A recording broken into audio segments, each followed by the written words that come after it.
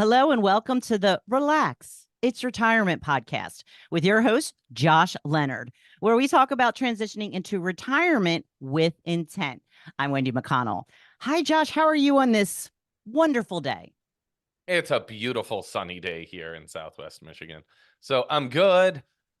Think I finally overcame my sinus thing. Good. Was listening to the podcast we recorded a couple weeks ago, and man, did I sound horrible on that. So Yeah, you did. thanks. Thanks, Wendy. Really made me feel better about that. But it's that time of the year. So take your Hey, vitamins, folks. I'm not here to pump you up. I am here to tell you, well, whatever I want, really. That's true. You do have a lot of flexibility there. But I think that's it. I think in the winter, especially in us northern states, we need to stay healthy. I think it's an easy time of the year to get sick. I normally only get it once, and for some reason I got it twice already this year. So Oh, no. And it's only the beginning of February. I'm done being sick. I'm committed to it, Wendy. I just decided. So Put the order out. Yep. Drink a little extra orange juice, take some vitamin C.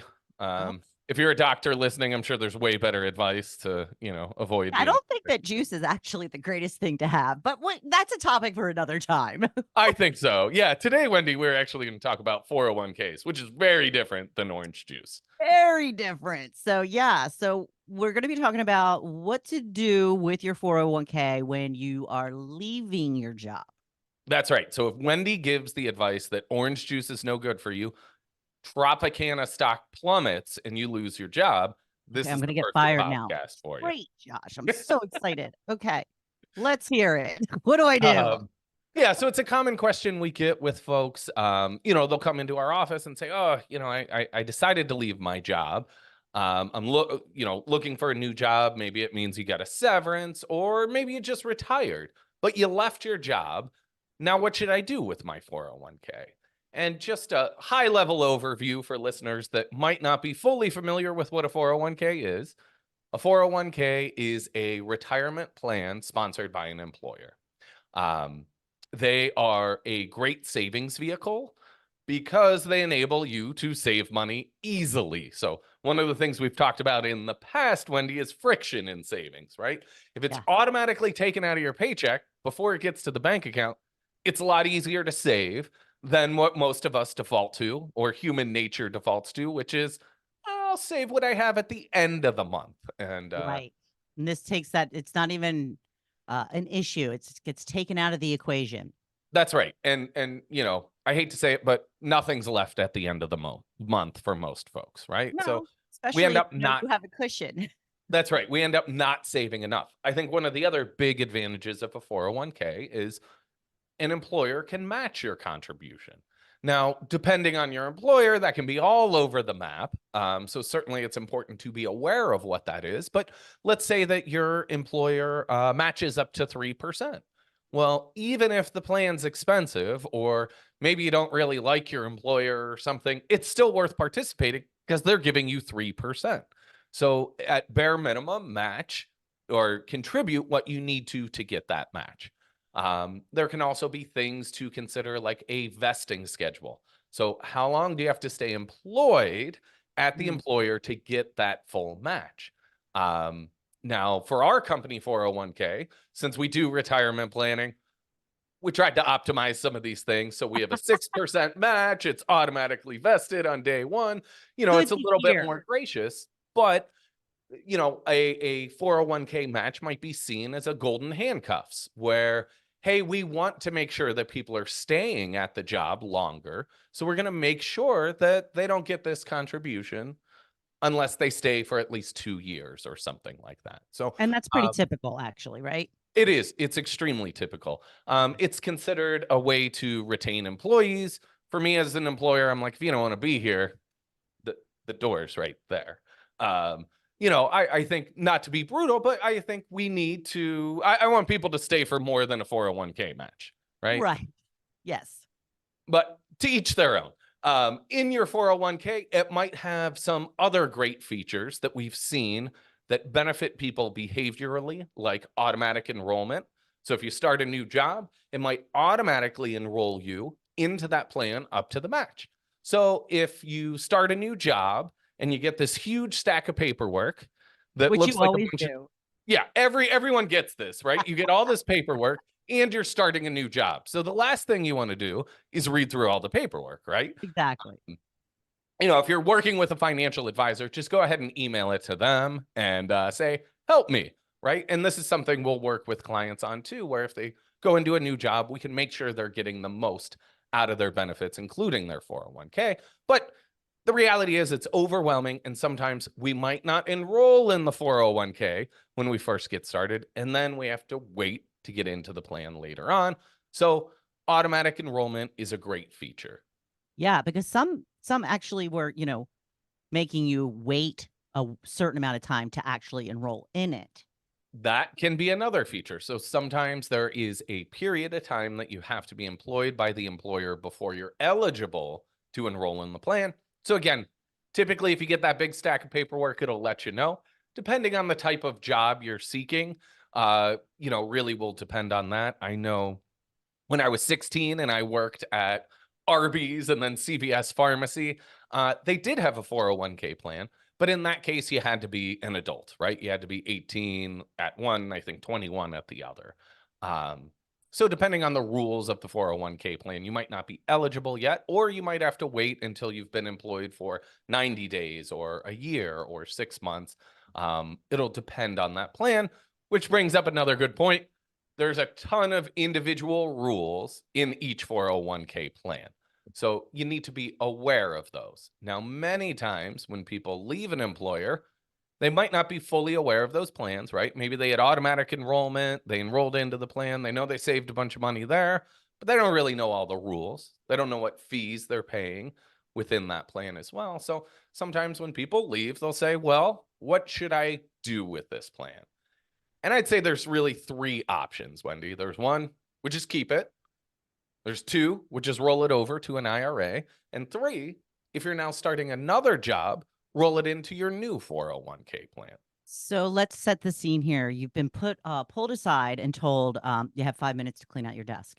So Yes. on your way out, you say some choice words, and now you have to make this decision about what you're going to do with your 401k. So let's hear about the first one. I'm going to take some pressure off of that, Wendy, because I got stressed out listening to that. Typically, you don't have to make a decision immediately. Now, in fact, for most plans, you can't even roll it over until you receive your last paycheck. So maybe if you cleaned out your desk, that paycheck's not going to come till mid-month or something like that. Certainly there's a little bit of time in between there. Okay, good. Good to know. But you need to know your plan rules. So going back to those plan rules, if we decide option 1, which is keep it, we want to make sure we're able to keep it and know what might change. So there might be some share of the fees of the 401k that your employer was paying on your behalf, that now that you're no longer employed there, those costs are passed on to you as well. Okay. So we want to be aware of that. And not to mention the penalty that we will get if it's before the age that you are allowed to take it out. I am glad that you brought that up. So the 3 options I'm talking about today do not include cashing it out and buying a motorcycle or a yacht or anything like that. I'm talking about 3 different ways, and all 3 of these options still keep it tax deferred. So you're avoiding any taxation or early withdrawal penalties in these 3 scenarios. Okay, so you confused me. Congratulations. Go on. Good. Please. Let's take 3 steps back. So I'm listing 3 options to keep it as a retirement plan. Okay. You always have the option when you leave an employer to say, great, I have, let's say there's $100,000 in my 401k, and I just want you to mail me a check, and I'm going to cash it and put it in my bank account.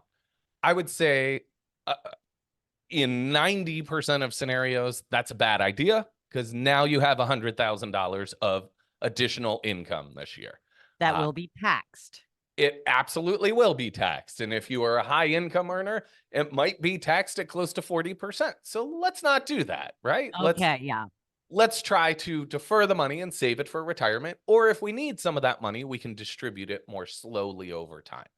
But stepping back to option one, and let's say that we decide to keep it in that 401k plan. As I mentioned, we'll need to know whatever the fees are associated and if there's any changes there.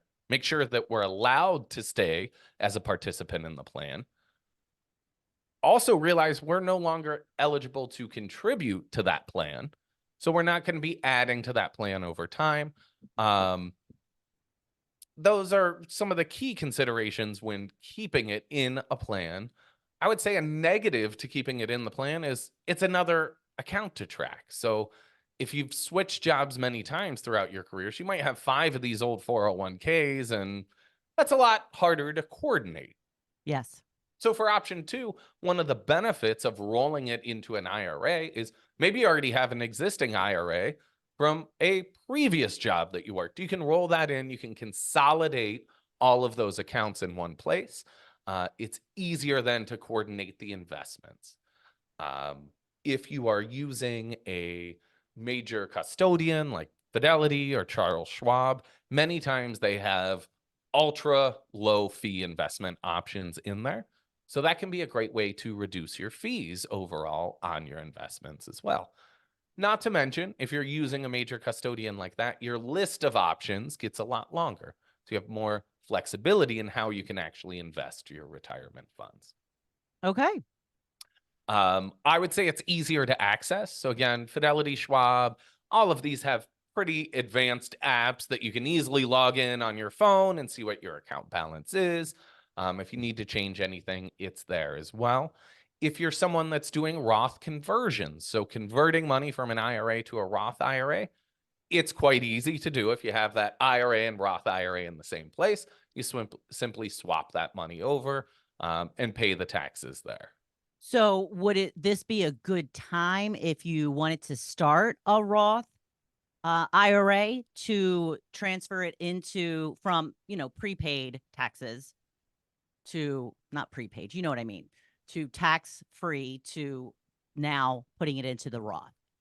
Yeah, so taking a tax deferred asset like a traditional 401k to make it a tax free, it could be. So I'm going to give you like a lawyer answer here, Wendy. It depends, right? So I would say if you perhaps maybe left a job, you had enough in savings that you said, hey, I'm just going to enjoy the summer and I'll find a job at the end of the summer, right? Then it might make sense because most likely you'll be in a lower tax bracket that year. So we could do a Roth conversion and keep your taxes about the same. Okay. So I would say it's a lot more nuanced than just, hey, you left a job, this is a good time to do a Roth conversion. I think there's a lot more nuance in there. Again, a lot of these things you need to talk to your financial advisor about to look at the plan as a whole. But it's a little bit easier to do Roth conversions from an IRA that's in a regular custodian account. I would say another big advantage is that you can do QCDs or qualified charitable distributions.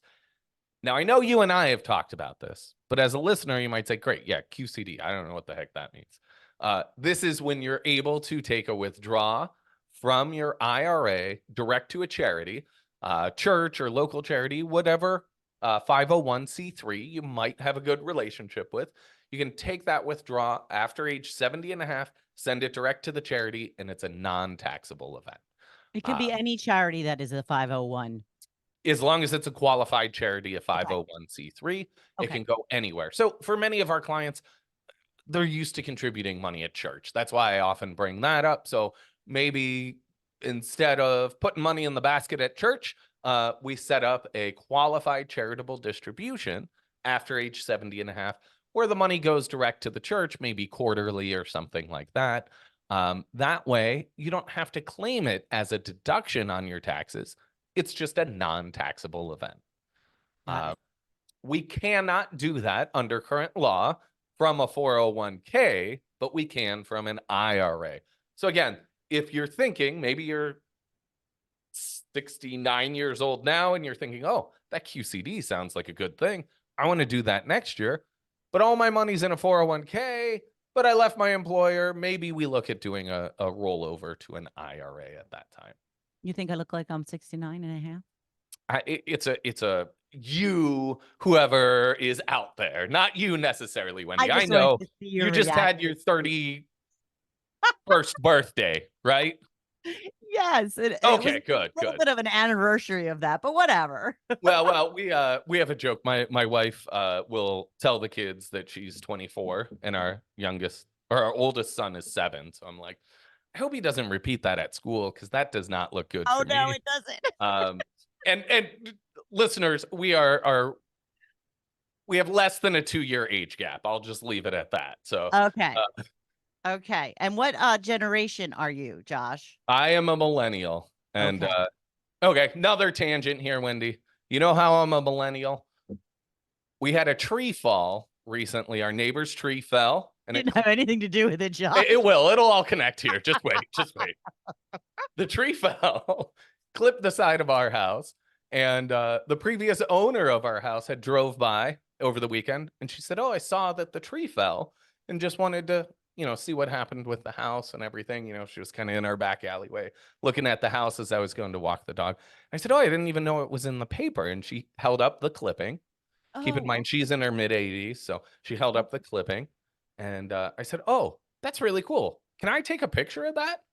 And I took a picture of a newspaper clipping with my cell phone. And afterwards, I'm like, I am definitely a millennial. I take pictures of newspaper clippings. yeah. See, I'm still of the cut out the clipping from the newspaper, but let's not get crazy. I'm Gen X, okay? Let's Do you not. have a newspaper subscription, though? I do not, but I did just pick up one of the free weeklies. Okay, okay, That's okay. outside of the stores. Fair enough. So that was a slight tangent there, but Yeah. So, okay. so QCDs are a little bit further off for me being a millennial, but still, there are benefits to doing that IRA rollover. Again, I mentioned the Roth conversions, which you can do at a younger age too. I would say in the same type idea of in retirement, you'll need to take those forced distributions or required minimum distributions. If you haven't started already, it's going to start at age 73. Is kind of the easy framework to think about it now. There's a lot of nuances in that because the laws changed a lot recently. You are going to make me wake up screaming in the middle of the night. Nuance, Just, nuance. Wendy, just call us, right? Just schedule a time. We'll walk you through all this because it is confusing. And there's a lot of different nuances or little pieces that factor into these things. But your RMD, Wendy, is easier to take if it's all in one account. Here's what happens otherwise. If you have a 401k, a 403b, a IRA, all in different places, you'll need to take a withdrawal from each one of those accounts. Even if you are a little bit messier and let's say you have 4 IRAs, you can aggregate that balance since they're all one type of account and take a withdrawal from one of the any of the 4 or any balance out of those 4, as long as you're taking that full amount required. So I would say another benefit of rolling into an IRA is, well, if you have it all consolidated in one place, it's a lot easier to check off the box to make sure you took out the required amount. All right. So, what is our last option? Roll it into a new 401k plan. So maybe just started at a new employer and it looks like they have a really great 401k plan. And maybe you're not anywhere near RMD, QCD retirement ages. Maybe you're younger like me and you have or you, Wendy, or you. And we're rolling it into. Oh, look at my face. We still have, let's say that we still have 20 years until we're thinking of retiring, Well or put. even 30 years. Okay. In that case, we may want to look at rolling it into our new 401k plan. Maybe we only had a really small balance in that 401k plan because we only worked there for a year or 2. We could roll that into a new plan. Again, that provides the benefit, at least for the time being, of consolidation. You don't have an old plan hanging out there. It's in that new plan. As I mentioned before, maybe your new plan has lower fees and better investment options. So great, let's put that all together. I would say one often overlooked benefit of a 401k plan is what they call the rule of 55. So maybe if you're like Wendy and I, listeners, and you're very, very young, but want to retire at age 55, you can take Yeah, you can take withdrawals without that 10% penalty that many people think of as a early withdrawal penalty that normally goes till age 59 and a half.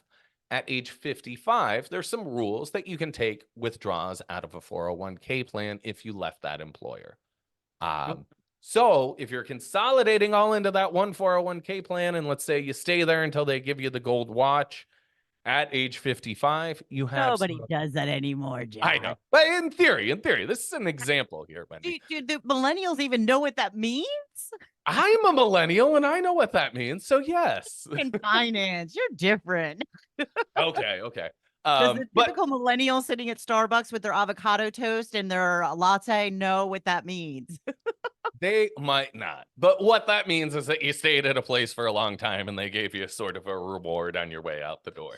There you go, Josh. And I was kind of, just mocking a little bit of that what everybody says about millennials, just, buying their lattes and having their avocado toast. I happen to love avocado toast. I had some right before we started this. Oh, okay. Then we won't take that too hard, Wendy. Okay. But I'm sure you love it too. I would say making avocado toast at home rather than buying it at Starbucks is a great way to save for retirement. Just had to throw that one in there. Yes. Well, what can I say? I'm a saver. Yeah. I think one of the